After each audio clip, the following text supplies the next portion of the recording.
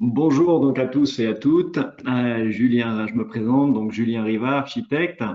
Je suis donc le gérant de l'atelier d'architecture Riva et du bureau d'études de structure et économie de la construction en GIBAT.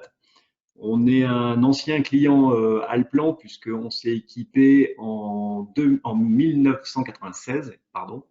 À l'époque, je n'étais pas encore gérant du cabinet, mais j'avais choisi d'équiper le cabinet avec la solution Nemetschek, justement pour ses capacités à gérer et de l'ingénierie du plan de coffrage et de ferraillage en béton armé et de l'architecture.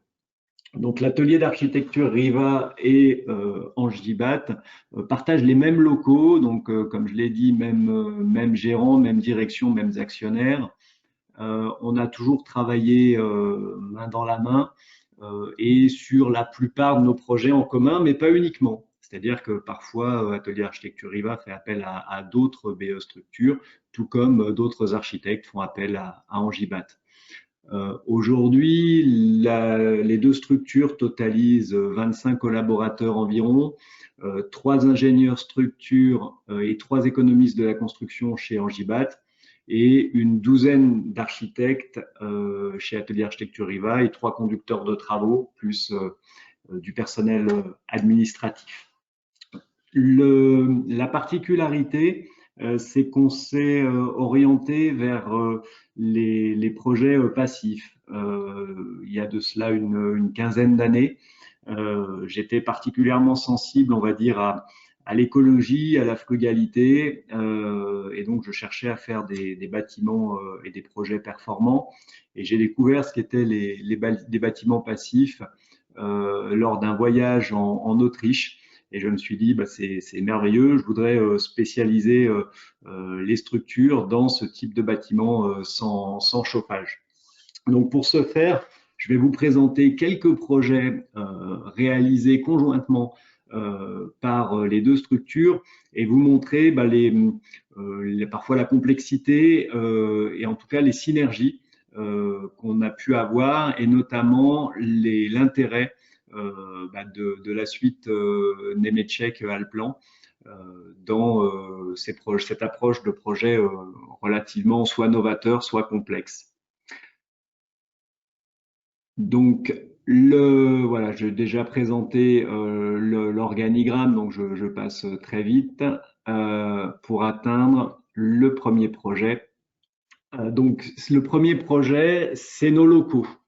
Nos locaux ont une particularité, donc vous les voyez sur l'image de gauche. C'est un bâtiment qui est classé monument historique que certains, qui est assez emblématique. Ils sont basés, c'est notre siège social à Saint-Étienne. Donc je l'ai pas dit, on est basé historiquement à Saint-Étienne et plus récemment à Paris, rue de Marseille. Voilà, donc nos locaux, c'est l'ancienne chaufferie de Manu France. Donc les plus anciens connaissent peut-être Manu France. C'était l'Amazon de la fin du 19e siècle. C'est eux qui ont inventé la vente par correspondance. Donc ici, un bâtiment technique. Sur la partie droite, les trois fenêtres de droite, on avait la chaufferie. Les trois fenêtres de gauche, la centrale électrique. On en a fait l'acquisition en 2011 et on a rénové donc ce bâtiment au standard Passive House. Donc c'était mon premier bâtiment passif. On avait beaucoup de mal à l'époque à trouver un maître d'ouvrage, je dirais, assez fou pour tenter de faire du Passive House labellisé en France. Et donc, bah, charité bien ordonnée commence par soi-même. C'est ce qu'on a fait. Donc là-dessus, on a fait nos calculs thermiques nous-mêmes. La gageure, je dirais, c'était de s'affranchir des ponts thermiques structurels dans un bâtiment, donc comme je l'ai dit, classé monument historique. Et donc, pour ce faire, on a dû avoir des détails un peu novateurs, pas de possibilité, on l'imagine, d'isolation par l'extérieur. En fait, ce qu'on a imaginé, le concept, c'est une boîte dans la boîte, c'est-à-dire que on a une boîte ossature bois qui se trouve dans cette enveloppe historique et en pierre. Ça nous a permis donc de nous, alors c'est pas que de l'ossature bois, les voiles périphériques sont en ossature bois et les planchers porteurs sont en béton, donc avec un système poteau-poutre et une dalle qui est complètement désolarisée de l'enveloppe. Donc c'était une approche assez novatrice, notamment en rénovation. On a fait nos calculs thermiques nous-mêmes et on voyait qu'on s'approchait en tout cas des standards passifs. Donc, on s'est rapproché d'un BE thermique spécialisé dans le passif, qui est Eliasol, avec qui on travaille régulièrement, qui nous a dit qu'à quelques détails près, et notamment quelques impasses sur les calculs que nous avions réalisés, que effectivement notre bâtiment, enfin notre projet répondait aux exigences de la labellisation Passive House. Donc, on a poursuivi. On a un système assez novateur de puits canadiens hydrauliques, c'est-à-dire qu'on a des sondes géothermiques en centre-ville, c'est pas toujours simple à positionner, qui nous permettent d'assurer un dégivrage de notre ventilation mécanique à double flux en hiver et du géocooling, c'est-à-dire un rafraîchissement sans mise en route de système de production de froid, simplement avec des auxiliaires et des circulateurs pour rafraîchir le bâtiment en été. La complexité, c'est effectivement dans les bâtiments passifs d'avoir un bâtiment qui reste confortable l'été. Donc, on y parvient parfaitement. La maîtrise des apports solaires se fait avec des brises soleil orientables. On voit sur la photo de droite que les apports solaires sont importants avec cette verrière. Et en été, elle est complètement occultée, ce qui permet de ne pas avoir d'apport solaire non désiré. Le rafraîchissement, comme je viens de l'évoquer, est assuré par un plancher rafraîchissant et le géocooling sur la double flux, le plancher rafraîchissant étant lui-même alimenté par l'eau froide des sondes géothermiques. En synthèse, donc, ce bâtiment a demandé une approche assez innovante sur la structure. Il a fallu que architectes et ingénieurs structure se parlent et se coordonnent d'assez près. Une maquette 3D assez fine pour modéliser quelque chose d'assez innovant. C'est une lame d'air ventilée entre la boîte Passive House et le mur, la structure historique, de manière à éviter qu'on ait des points de rosée sur la face interne des murs, puisqu'en enveloppe très performante, isolée par l'intérieur, on a des problématiques assez inattendues qui peuvent se produire. Le bâtiment est monitoré et depuis maintenant 8 ans qu'il est livré, tient ses promesses. Pour 2000 mètres cubes, je dis en mètres cubes parce que on a 9 mètres sous plafond dans l'open space que vous voyez sur la photo du milieu. On est sur une consommation de l'ordre de 350 € par an pour le chauffage et le rafraîchissement. Donc voilà, ce projet, c'est vraiment un acte fondateur puisque c'est notre premier bâtiment passif. Ensuite, j'ai un autre projet assez intéressant, alors qui n'est pas passif, mais qui est un projet qui a beaucoup marqué l'agence également. C'est la médiathèque de Montbrison. Alors, Riva et Atelier d'architecture Riva et le bureau d'études Angibat sont également intervenus tous deux sur ce projet. C'est une église du XIIIe siècle qui avait subi au XIXe un incendie dont la toiture s'était effondrée, qui avait été remplacée par une charpente industrielle avec des fermes métalliques. Et puis, au niveau central, sur la photo de droite, il y avait une énorme dalle béton qui avait été coulée. Et donc, cette église du XIIIe siècle servait, tenez-vous bien, au rez-de-chaussée d'atelier de maintenance pour le SDIS, le service départemental d'incendie et de secours. Et à l'étage, c'était une ancienne salle des fêtes désaffectée. Donc, quand on a gagné le concours en 2010 également, il a fallu tout d'abord faire un diagnostic assez poussé, ce qui était l'acte premier sur des maçonneries aussi anciennes. Donc on est passé On est passé avec un géoradar, ça nous a permis de voir qu'il y avait des fruits importants sur les murs. Alors même s'ils étaient debout depuis 700 ans, on avait des murs qui avaient parfois un peu bougé ou avec des fruits de l'ordre de 50 cm sur les 18 mètres au fêtage. Donc c'est assez important. On a donc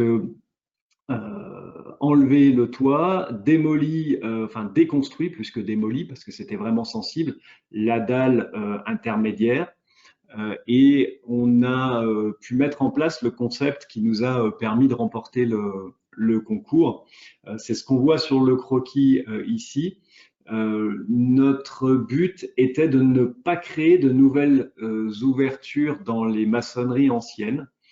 Donc, on a imaginé pour éclairer cette médiathèque de surélever très légèrement la toiture, c'est ce qu'on voit ici avec une toiture en cuivre, et puis de venir positionner une verrière côté nord, c'est ce qu'on voit sur la photo de gauche ici, avec une faille, cette faille permettant d'irriguer et d'amener de la lumière naturelle sur tous les niveaux. Donc c'est ce qu'on voit ici, ça donne une atmosphère assez particulière. Et cette faille oblique était certainement la bonne idée du concept qui nous a permis de remporter le concours. Ici, il a fallu beaucoup de soins sur la maquette numérique et notamment une chose, on avait gagné le concours avec ce principe de faille oblique. Néanmoins, d'un point de vue sécurité incendie, on s'est confronté à des choses un peu inattendues. En fait, au niveau du désenfumage, on peut avoir des atriums comme ça de grande hauteur mais verticaux. Et la législation ne prévoit pas en fait que cet atrium puisse être oblique. Et donc, on a cherché pas mal de solutions. Les rideaux croque-feu qui descendent ne sont pas adaptés aux atriums obliques. Les verres coupe-feu également. Pardonnez-moi. Donc, il a fallu en fait en passer par une. Oh, pardon, j'ai changé d'image, pardon. Il a fallu en passer par une simulation de désenfumage. Donc en fait, on a donné notre maquette numérique à un BET spécialisé en simulation du désenfumage à la demande donc des pompiers. Et donc on a vérifié comment se comportait l'évacuation des fumées dans le projet. Et donc, bah ici, ça doit être notre premier export en IFC à l'époque. Donc, c'était puisque le cabinet spécialisé en ingénierie de désenfumage n'utilisait pas Alplan. Et donc, bah, il a fallu effectivement se parler et faire. Donc, je rappelle, hein, on était au milieu des années, on devait être en 2014 à l'époque. C'était le chantier était en cours. Et donc, voilà, c'est la première fois qu'on exportait de la maquette numérique avec un logiciel tiers et où on avait des résultats fins à obtenir. Bah, tout ça a été validé à la livraison par bah, un test des pompiers avec des machines à fumée froide pour vérifier que ça se comportait bien comme notre partenaire l'avait imaginé. Autre gageur aussi, on a très peu de porteurs. On a uniquement la cage d'escalier qui se trouve ici sur la photo. Et donc, on a travaillé aussi en GBAT à imaginer des grandes portées pour valider ce qu'avait imaginé notre équipe d'architectes. Donc, c'est un projet ici en synthèse assez atypique. Le choix d'implantation de cette médiathèque en plein cœur de ville fait que pour un équipement culturel, il est victime de son succès. Et les mercredis et les samedis, ils sont obligés de faire un comptage puisque au niveau des entrées, puisque le bâtiment accueille 3 fois plus de public qu'attendu en phase de programmation. Donc c'est un vrai succès pour la ville de Montbrison où cette médiathèque est installée. Ensuite, le projet que vous voyez, c'est un projet cette fois-ci passif. C'est à nouveau une première. C'est le premier bâtiment avec un équipement de process hospitalier labellisé Passive House. Donc, pour nous, ça fait partie effectivement des bâtiments emblématiques. Article 42 est donc une association loi 1901 qui gère un centre de dialyse de 72 lits donc, sur ce site. Donc, ce n'est pas le siège social, ils ont un siège qui est sur le site de l'hôpital Nord, à quelques centaines de mètres de ce bâtiment. Bâtiment dont on a gagné l'appel d'offres en 2017. La particularité, donc nous, on n'avait jamais fait de centre de dialyse, ni même d'équipement hospitalier. On avait fait quelques maisons médicales, mais pas de bâtiment avec un process complexe, ce qui nous a permis d'obtenir les faveurs donc, du maître d'ouvrage. C'est effectivement qu'on a proposé de faire ce bâtiment passif. Ça a demandé un travail assez important sur la chaleur fatale émise par les générateurs de dialyse, puisque dans un bâtiment passif, on a, cette image est parfois un peu péjorative, mais c'est un petit peu comme un thermos. On laisse rentrer la chaleur avec les apports solaires, mais on l'empêche de sortir avec une construction qui est exempte de pont thermique et qui est particulièrement adaptée pour conserver la chaleur. On a également des brises soleil, alors qu'on ne voit pas bien sur la photo de gauche, mais il y en a de partout ici. On en voit sur les plus petites ouvertures là. Et donc, on a ce bâtiment qui conserve la chaleur et le process de dialyse qui en émet beaucoup. Donc, en hiver, c'est super.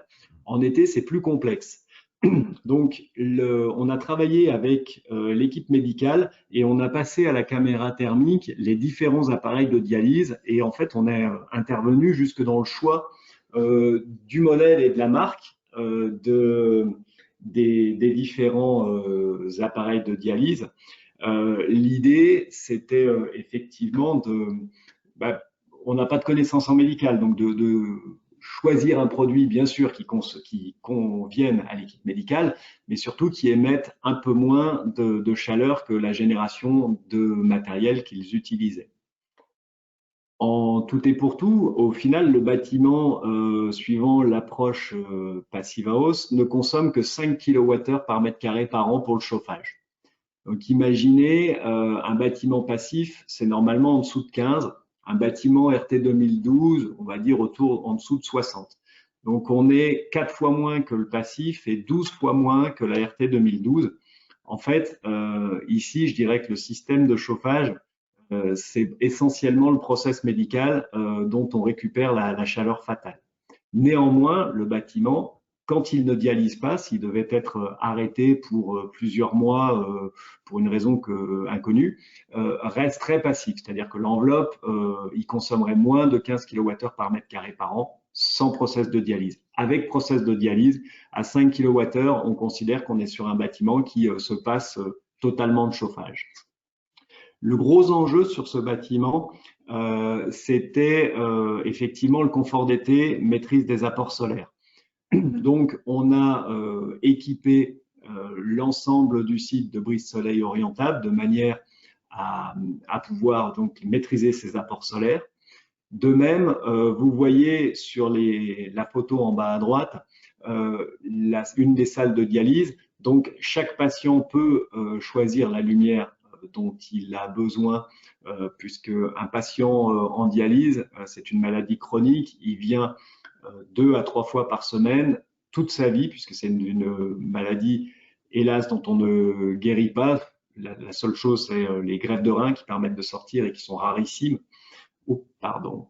Hop, je suis maladroit. Hop, je vous remets la bonne image, décidément. Hop. Donc, je disais, désolé, le PC est un petit peu lent. Voilà, pardon. Donc, au niveau du confort, les patients peuvent moduler leurs apports solaires. Et puis on voit en partie centrale qu'on a travaillé sur un puits de lumière avec un mur végétalisé, ce qui permet aux patients dont les regards convergent vers ce puits de lumière central d'avoir une meilleure perception de la lumière et de l'environnement. Au niveau structurel, ici, une petite prouesse architecturale. On voit qu'ici, on a un porte-à-faux de 7 mètres qui abrite en fait l'arrivée des patients en ambulance. On devine à ce niveau-là le tirant métallique qui permet effectivement de reprendre les charges. Le bâtiment est également travaillé au séisme, puisqu'on est sur un bâtiment dit de première nécessité et de sécurité civile, donc il doit pouvoir encaisser des épisodes sismiques. Ici, donc, dans la convergence entre architecte et ingénierie, il a fallu qu'on puisse imaginer un bâtiment équipé non pas de joints de dilatation, mais de joints sismiques, donc avec on va dire des joints beaucoup plus importants, de l'ordre de 6 cm pour les déplacements au séisme, et une étanchéité à l'air de bâtiments passifs. Pour mémoire, le bâtiment passif doit avoir une valeur au N50 inférieure à 0,6. Alors attention à ne pas confondre, quand on fait des tests d'étanchéité à l'air en RT 2012, on est en Q4 et on doit avoir des Q4 inférieurs effectivement, suivant les cas, à 1,7, 1,2 ou 0,6. Le Q4, c'est un nombre de litres par mètre carré de paroi sous 4 pascal. Et le N50, c'est un nombre de volumeurs sous 50 pascal. Donc, on voit que les deux unités n'ont rien à voir. Ici, donc, un N50 inférieur à 0,6 pour le label passif. On est arrivé à 0,35. Donc, effectivement, l'étanchéité à l'air a été bien gérée. Pour information, en Q4, on est à 0,09. Donc, on est plus de 12 fois plus étanche que nécessaire, à 0,08, pardon, 10 fois plus étanche que la RT 2012. Et donc, c'est que les détails et les interactions entre joints sismiques et étanchéité à l'air ont été bien gérés. Donc là-dessus, j'ai pas mis parce que ça serait un petit peu rébarbatif, mais effectivement, nombre de détails passifs pour traiter tous les ponts thermiques d'enveloppe. Et là-dessus, il a fallu avoir une approche détail exé-archi et détail exé-béton particulièrement fine parce qu'un projet aussi complexe que celui-ci ne laisse pas beaucoup de place à l'improvisation sur chantier. Alors pour information, il y a un deuxième établissement hospitalier, celui-ci avec bloc opératoire, qui est en conception, c'est l'hôpital de Francfort. Je sais qu'il se fait sur Allplan également, parce que Nemetschek Allemagne communique lourdement dessus. Mais pour le peu, là-dessus, je suis assez fier, parce que Cocorico, voilà, on a coiffé les Allemands sur le fil, même si j'avoue que l'hôpital de Francfort sera nettement plus complexe d'un point de vue process, et nettement plus grand. Ensuite, un autre projet passif, labellisé Passive House. Celui-ci, c'est le siège, la cité administrative, pardon, du département de la Loire, rue Paul Petit. Vous avez en haut à droite la barre telle que elle se présentait au stade du concours. Le maître d'ouvrage, donc le conseil départemental de la Loire, dans son concours, demandait une rénovation qui soit du BBC Réno. Et nous, on a proposé dès le concours une performance labellisée Passive House avec un surcoût qui était relativement faible. On était sur un surcoût de 3%. Donc, Engivat pouvait garantir ce surcoût ici parce qu'effectivement, on avait une bonne expérience en bâtiment passif et on avait déjà prévu une isolation par l'extérieur et une VMC double flux.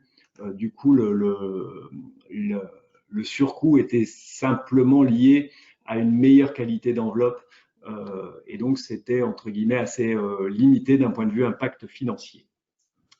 Vous avez donc à gauche et à droite des images du bâtiment livré.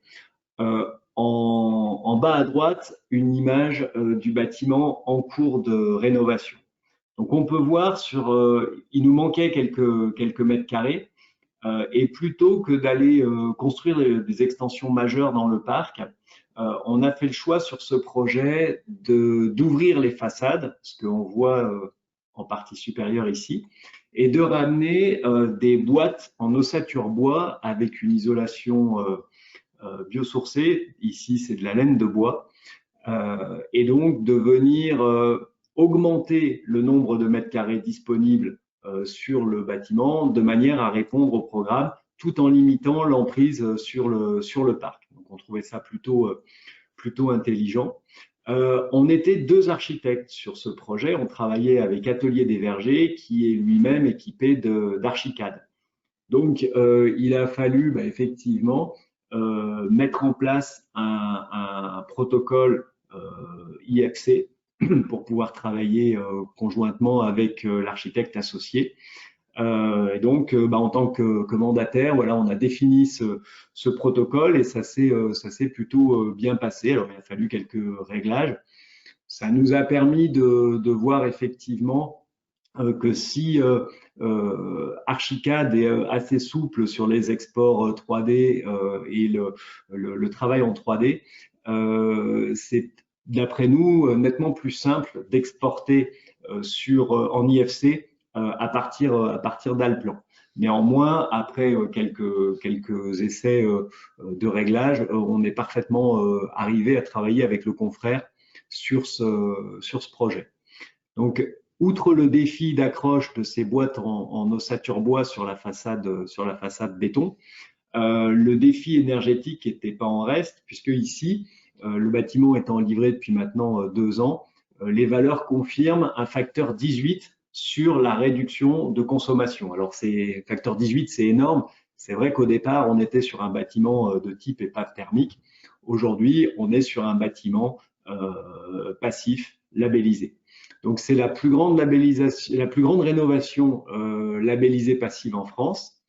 Au niveau du confort d'été, rappelez-vous, je vous ai dit que c'était ce qui avait de plus compliqué, d'autant que ce bâtiment est exposé est-ouest. Donc, il n'a vraiment pas une orientation bioclimatique rêvée. Néanmoins, on a dû composer avec l'existant et d'après nous, rénover plutôt que de détruire permet d'économiser énormément d'énergie grise sur le projet. Donc, c'est déjà un acte de développement durable fort.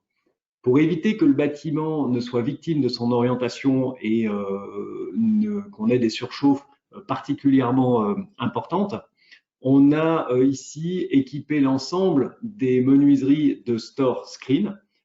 Vous les voyez ici. Et on a géré ça de manière automatique par façade. Alors nous, on prône plutôt la low technology. Hein. Sur les projets que je vous ai montrés, on n'est pas bardé de capteurs photovoltaïques. On n'est pas avec des ingénieries très complexes. Alors ce projet, je ne l'ai pas dit, il a ensuite reçu effectivement à la demande du maître d'ouvrage, mais sous notre maîtrise d'œuvre, des panneaux solaires photovoltaïques. Et donc, ça en a fait un bâtiment à énergie positive. Néanmoins, j'insiste, je prends avec beaucoup de prudence les annonces sur les bâtiments BEPOS parce que, d'après moi, il faut tout d'abord privilégier une approche passive, une approche de frugalité, une approche de matériaux biosourcés, de circuits courts, avant d'imaginer de produire de l'énergie avec des systèmes qui parfois sont obsolètes en 15 ans ou ont une durée de vie limitée, alors qu'une enveloppe passive, elle aura une durée de vie équivalente à celle du bâtiment. Donc, si je reviens sur le confort d'été, on a ces screens qui descendent par façade. Donc, la façade est, le matin, de fin avril jusqu'à octobre, les stores cherchent à descendre 3 fois par jour, puisqu'on est sur une période, alors ça peut paraître tôt, avril à octobre, mais on n'a vraiment aucun besoin de chauffage dans cette période-là. on cherche plutôt à se prémunir du soleil. Donc, on a travaillé sur les stores qui laissent en fait passer la vue. Donc, on voit quand même à l'extérieur. Néanmoins, ils arrêtent 92% des apports solaires. Une personne peut néanmoins reprendre la main et si elle fait le choix d'ouvrir son store, c'est tout à fait possible, mais en milieu de matinée et en fin de matinée pour la façade est, en milieu d'après-midi et en fin d'après-midi pour la façade ouest, le store va essayer de redescendre. On n'a pas mis toutes les demi-heures parce que ça serait trop intrusif et ça pourrait être perçu comme quelque chose de compliqué à vivre et on ne voulait pas donner cette impression dans un bâtiment passif. Voilà, donc c'est un bâtiment qui tient ses promesses, qui fait l'unanimité auprès des agents du conseil départemental, qui est rafraîchi également par géocooling, tout comme nos locaux et tout comme le bâtiment d'article 42 que j'ai présenté tout à l'heure. 3 semaines après sa livraison, en mai 2019, puis 2 mois après, en juin 2019, ce bâtiment a encaissé 2 canicules avec des températures relevées à 42 degrés en journée à l'ombre, sans que le point le plus chaud du bâtiment ne dépasse 26 degrés et en consommant seulement 350 watts en puissance instantanée liée aux auxiliaires de circulation du puits canadien hydraulique. Ensuite, alors là, c'est un projet, alors c'est le premier projet où on n'est pas mandataire. Les autres que je vous ai présentés, nous étions mandataires. Celui-ci, c'est un projet qu'on a fait avec Sud Architecte et Atelier d'architecture Riva était sur ce projet l'architecte local. On est intervenu dès le concours, on s'est réparti avec Sud les bâtiments et nous, on avait une approche qui était plus sur le développement durable. Et Angibat était par contre bureau d'études structure de l'ensemble de l'opération. Donc Sud avait les 2 tiers des bâtiments, Atelier Riva 1 tiers, et Angibat était bureau d'études structure de l'ensemble. Ce qui nous a permis sur ce projet donc de Retail Park, hein, c'est un projet gigantesque, 70 000 mètres carrés de commerce, loisirs, culture, sur un site de 16 hectares, donc c'est assez impressionnant, 200 millions d'euros d'investissement et 112 millions d'euros sous notre maîtrise d'œuvre. Ça nous a permis de comparer ce projet, les approches entre différents logiciels et les contraintes, je dirais, au niveau du logiciel utilisé. Sud Architecte travaillant sur AutoCAD, Revit et SketchUp, et nous, Atelier d'architecture Riva et Angibat, travaillant sur uniquement Allplan. Et donc, ce qu'on a pu constater, c'est que dès la phase concours, nous, on a pu monter nos bâtiments avec une 3D Allplan. Angibat récupérer nos plans béton, enfin nos plans archi pour en extrapoler des premiers plans béton. Et effectivement, déduire des ratios de coûts assez rapidement. Ce n'était pas Angibat qui était économiste sur cette opération, on avait un économiste tiers qui était CM économiste. À l'inverse, on voyait Sud Architecte. Alors, ils ont, pour le concours, monté des 3D sur SketchUp. Ensuite, ils dessinaient des plans sur AutoCAD. Et puis, ils essayaient également en parallèle de monter des 3D sur Revit. En fait, alors c'est vrai que Sud Architecte était à une période de transition vers Revit et était équipé historiquement d'AutoCAD. Simplement, nous, ce qu'on pouvait constater, c'est que avec un seul logiciel, on était assez réactif par rapport à eux. Et eux avaient fait en fait une triple modélisation, donc SketchUp pour aller vite en 3D, parce que c'est vrai que SketchUp est plutôt réactif. Néanmoins, SketchUp ne permettait pas d'avoir des plans cotés exploitables rapidement. AutoCAD pour la production de masse de leurs documents plans d'exé. Et avec Revit, ils avaient beaucoup de mal. Alors, je ne pense pas que Revit n'en soit pas capable. Néanmoins, on voyait que Revit est assez complexe à utiliser en 3D et exploitable. Donc, on voyait que le confrère, finalement, passait beaucoup plus de temps que nous pour arriver à un résultat qui n'était pas forcément à la hauteur de ce qu'on produisait. Donc c'est bien, ça nous confortait dans notre choix d'utiliser Allplan. Au niveau d'Angibat, c'était un vrai défi. Alors la transition et la récupération des éléments graphiques d'Atelier Riva avec les protocoles qu'on a mis en place se passe plutôt bien. Mais ça nous a permis effectivement de voir que même sur des projets majeurs, Allplan était assez bien adapté à la production de plans de coffrage sur des bâtiments d'une échelle, je dirais, un peu hors norme. Donc, les enjeux pour Angibat, réussir la transition numérique BIM en s'appuyant sur la proximité avec l'atelier Riva.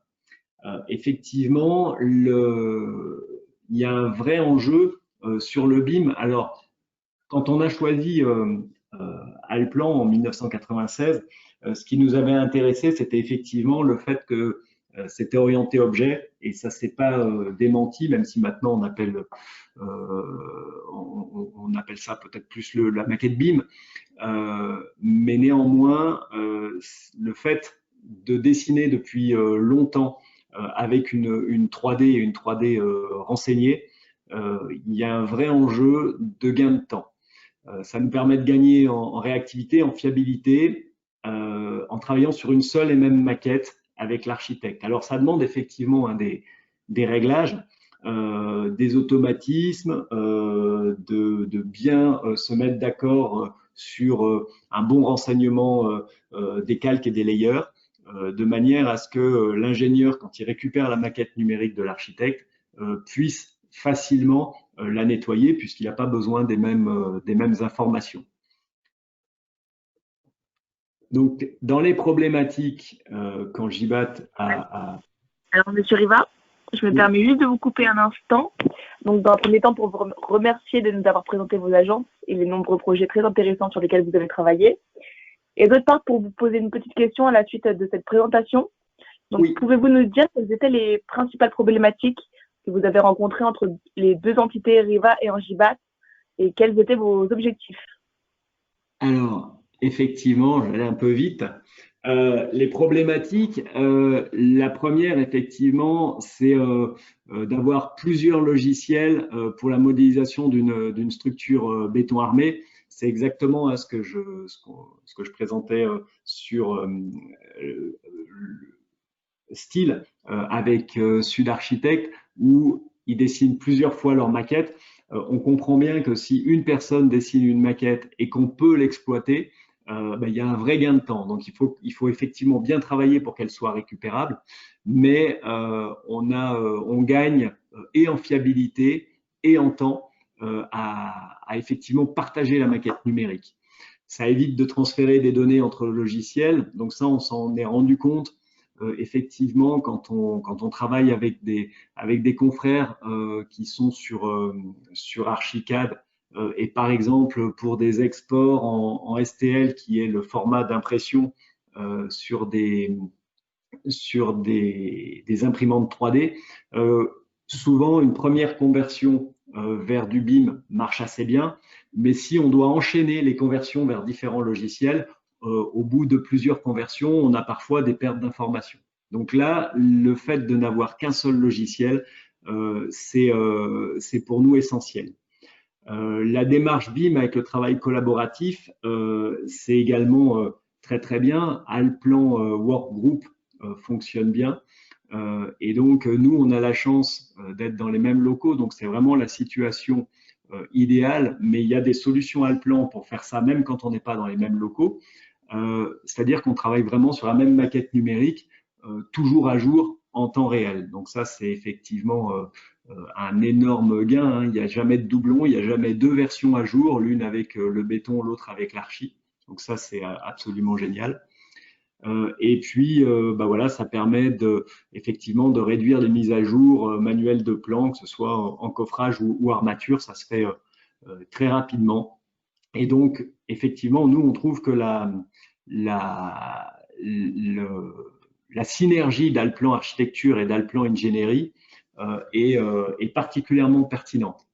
Donc, d'avoir un seul fichier qui regroupe à la fois la maquette archi, plan de coffrage et ferraillage géré par le workgroup, le gestionnaire réseau d'Alplan. Pour nous, c'est la solution qui, et je le redis, hein, depuis 24 ans, fonctionne particulièrement dans notre cas. D'accord, merci. Pouvez-vous nous présenter les projets de développement sur Alplan pour aller plus loin dans son utilisation? Oui, alors tout à fait. Nous, on est en train de… c'est quelque chose qu'on met à jour depuis longtemps, mais effectivement, on utilise une charte graphique commune de layers, d'épaisseur de trait, de dessin, de manière à pouvoir très rapidement passer du plan archi au plan béton. C'est-à-dire que quand l'architecte transmet ou indique aux ingénieurs structures qui peuvent commencer à travailler sur une opération, donc ça se fait très tôt, hein, dès l'esquisse, il y a des échanges. Néanmoins, on a mis en place des filtres prédéfinis pour passer de l'une à l'autre. C'est-à-dire que voilà, l'ingénieur sait qu'il va travailler sur des calques précis, des numéros de calque précis, avec des filtres précis, de la suppression de certains layers, pour que en quelques clics, on puisse passer du plan archi au plan béton sans qu'il ait à tout redessiner. Donc ça, effectivement, il faut une bonne méthode de travail, il faut en avoir discuté. Alors c'est bien de le faire sur un premier projet test et puis après de l'appliquer et ça devient ensuite un automatisme. Mais il faut une bonne gestion effectivement des priorités et quand on modifie quelque chose, pouvoir en discuter avec l'ingénieur pour pas parce que c'est tellement aisé et ça se met tellement facilement à jour qu'il faut pas qu'il faut bien respecter le travail de l'un et de l'autre. Mais néanmoins, c'est un travail collaboratif qui permet pour nous, en tout cas, de gagner énormément de temps.